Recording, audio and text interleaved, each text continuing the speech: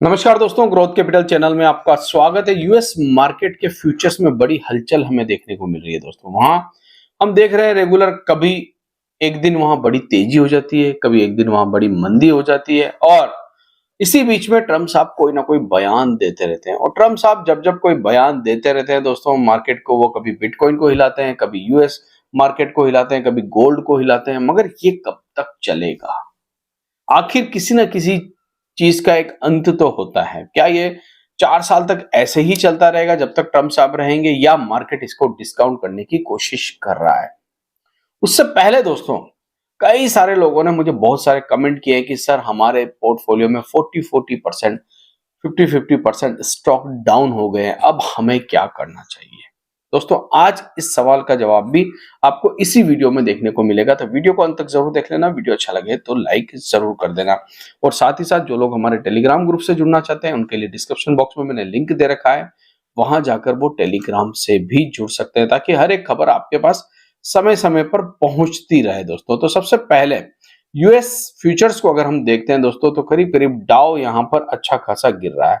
400 point down है इस वक्त। अब मार्केट जब बंद होगा तो क्या होगा वो तो रात को ही पता चलेगा। और नेस्डेक में बड़ी गिरावट आ रही है, मतलब टेक शेयरों में वहां पर बड़ी गिरावट हमें देखने को मिल रही है। 350 पॉइंट और स्मॉल कैप इंडेक्स भी 1.25% की मंदी दिखा रहा है। यूएस अभी भी टॉप पर है दोस्तों, ठीक है। इंडियन स्टॉक मार्केट ऑलरेडी नीचे आ गया, मगर यूएस अभी भी टॉप पर है। अगर आज के दिन के कारोबार की सिर्फ इंडिया की मैं बात करूं तो इंडिया में आज कारोबार बहुत अच्छा हुआ, मगर चार्ट पर जरूर हमें कुछ दिख रहा है दोस्तों। सेंसेक्स 700 पॉइंट ऊपर था। निफ्टी जो है दोस्तों आज 200 पॉइंट ऊपर, सिंगल वन डेज में कई दिनों के बाद हमें 200 पॉइंट ऊपर देखने को मिल रहा है। स्मॉल कैप में भी अच्छी तेजी थी, 700 पॉइंट, और मिड कैप भी 257 पॉइंट की तेजी के साथ आज आपको बंद होते हुए देखने को मिला। मगर बात ये नहीं है दोस्तों, बात ये नहीं है कि यहां पर तेजी हमें देखने को मिल रही है। अभी भी एफआईआईज बेच रहे हैं। आज भी एफआईआईज ने करीब 2377 करोड़ का माल बेच दिया। हालांकि डीआई सामने खरीद रहे हैं दोस्तों, और वो इसी प्रकार से खरीदते हैं कि जितना एफआईआईज बेचेंगे हम उसके आसपास खरीदेंगे ताकि मार्केट को गिरने से थोड़ा बहुत बचा सकें या क्रैश होने से बचा सकें। फ्यूचर्स में कुछ खरीदारी करिए, मगर दोस्तों ये कब तक चलेगा? ऐसा सिनेरियो कब तक चलेगा? कब तक एफआईआईज बेचते रहेंगे, हम खरीदते रहेंगे? हमारा नंबर कब आएगा कि हम बेचे और एफआईआईज खरीदे? तो आज वो भी बात हम यहाँ पर करने वाले हैं कि हम बेचेंगे और एफआईआईज खरीदेंगे, ऐसा समय भी क्या इंडियन स्टॉक मार्केट में आएगा? तो चलिए सबसे पहले निफ्टी के चार्ट के ऊपर चलते हैं, ठीक है, और वहां पर कोशिश करते हैं समझने की कि अगर आपके पोर्टफोलियो में कोई स्टॉक 50% डाउन है तो आपको क्या करना चाहिए दोस्तों। इंपॉर्टेंट टॉपिक है दोस्तों। यूएस मार्केट तो ठीक है, क्रैश हो रहा है, होने दीजिए, वैसे भी टॉप पर है, हम तो ऑलरेडी क्रैश हो चुके हैं।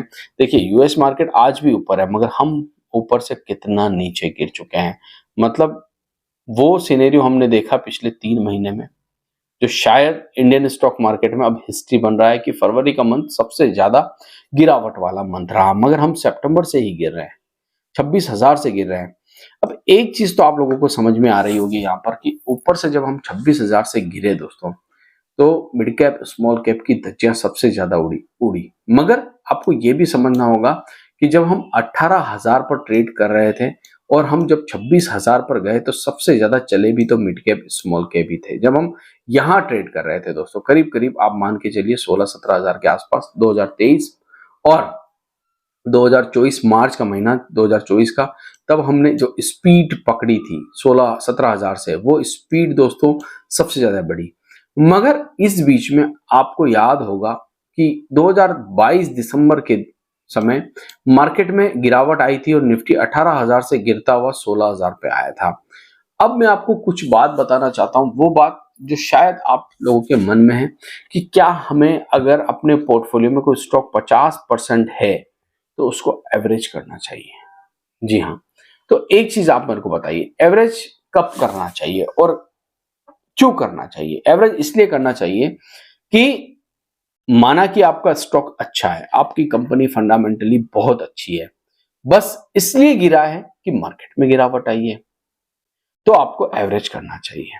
और अगर फंडामेंटली आपकी कंपनी ठीक नहीं है और उसमें कोई बड़ी प्रॉब्लम आ गई, जैसे रिसेंटली आपको याद होगा एक कंपनी है जो पिछले 3 दिनों से डेली गिर रही है। कंपनी अच्छी थी मगर कंपनी में जो है बहुत कुछ छुपाया गया। जी हाँ, अब वो जो उनके ऊपर एलिगेशंस लग रहे हैं, नाम अगर मैं आपको बताऊं तो जेंसॉल इंजीनियरिंग, उस पे जो एलिगेशंस लग रहे हैं दोस्तों, ठीक है, वो एलिगेशंस अगर साबित होते हैं, हालांकि वो डिफॉल्ट कर चुकी है, मगर बहुत सारी बातें उन्होंने कहा है कि हमने कोई भी कागज जो है गलत नहीं दिखाया है। मगर देखिए, निवेशक है दोस्तों, जब तक निवेशकों को सब कुछ पिक्चर समझ में नहीं आएगी तब तक कुछ कहा नहीं जा सकता है।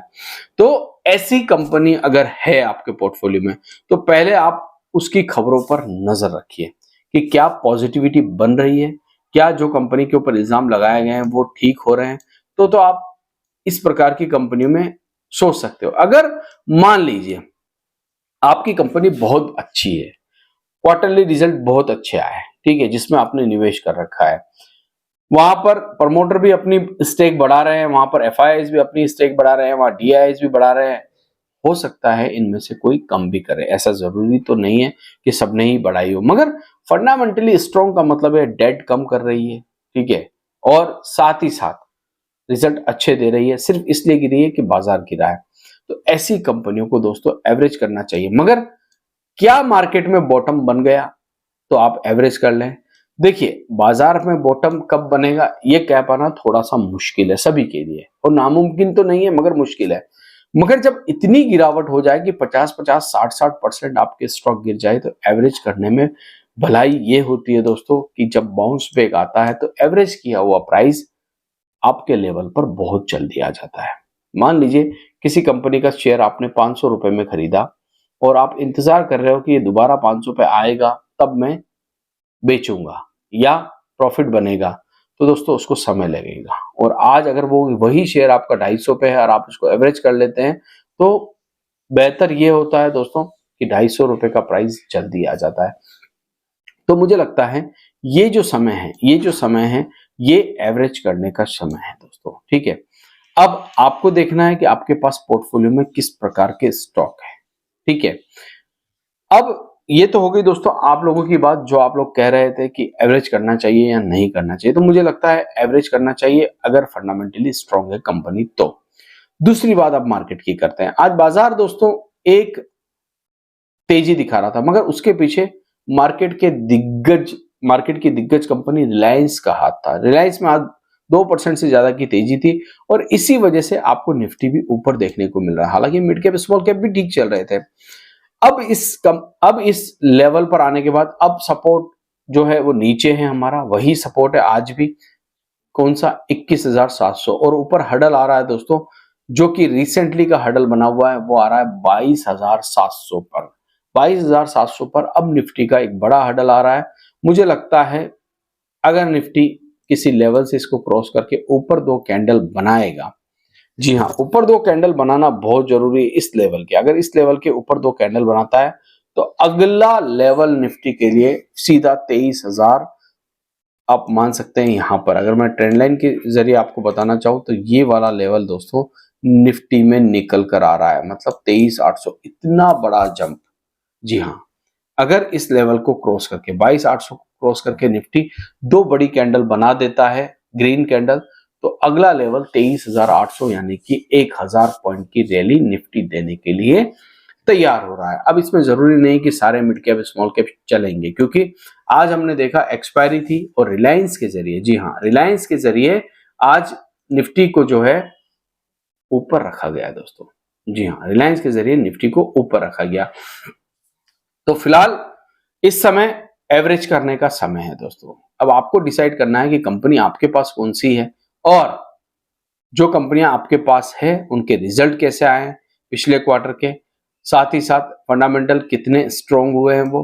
तो इन सब चीजों को आपको देखना होगा और आप कमेंट बॉक्स में भी मुझे लिख सकते हैं कि आपके पास कौन सी कंपनियां हैं जिनके ऊपर हम डिस्कस भी कर सकते हैं दोस्तों। आशा करता हूं वीडियो आपको अच्छा लगा होगा। अगर अच्छा लगा है तो आप इसे लाइक कर सकते हैं। थैंक यू, धन्यवाद।